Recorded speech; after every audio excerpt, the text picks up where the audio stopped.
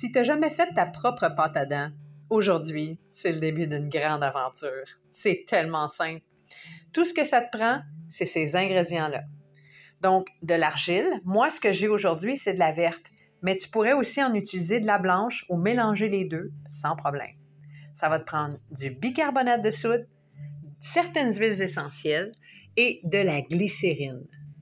Pour moi, ma recette, j'ai déjà fait aussi avec de l'huile de coco.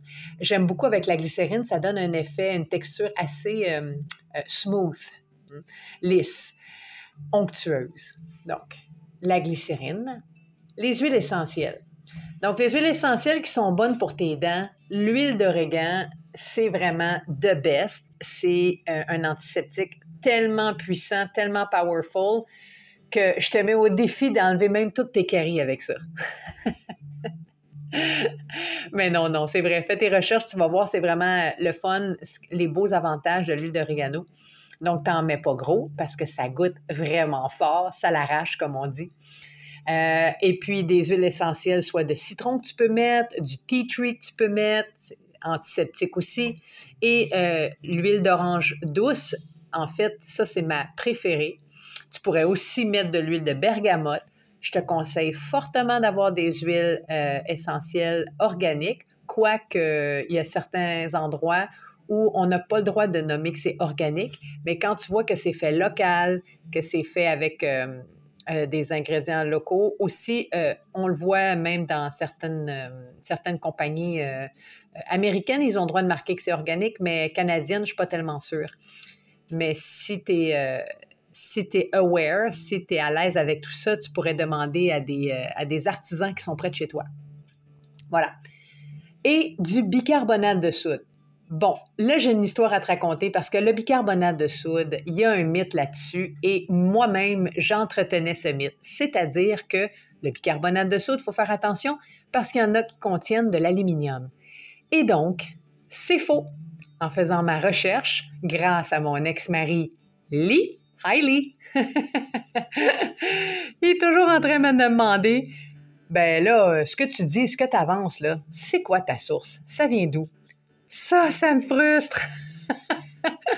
Mais grâce à Lee, j'ai découvert que finalement, en faisant des recherches, le bicarbonate de soude, aucune compagnie, même celle-là, ne contient d'aluminium. Donc, tu n'as pas besoin d'acheter du bicarbonate de soude super cher.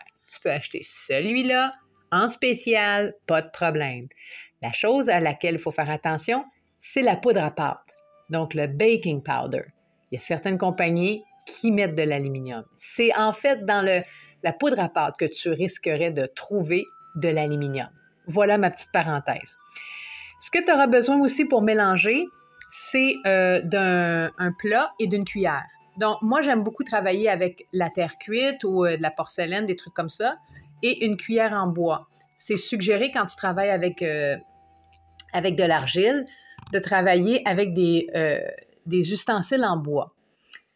Donc, les ingrédients, ils seront dans le descriptif aussi à la fin de la vidéo, tu pourras aller voir, mais ça va te prendre une cuillère à soupe de clay, d'argile, pour une cuillère à soupe aussi de glycérine, une cuillère à thé, une cuillère à café de bicarbonate de soude et tu vas mélanger 3 gouttes max d'huile. Donc, tu vas choisir tes huiles.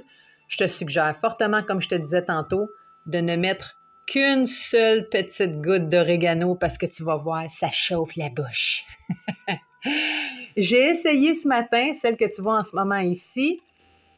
J'ai mélangé une huile d'orégano, une huile de citron et 2 huiles d'orange douce et c'est vraiment, vraiment très bon.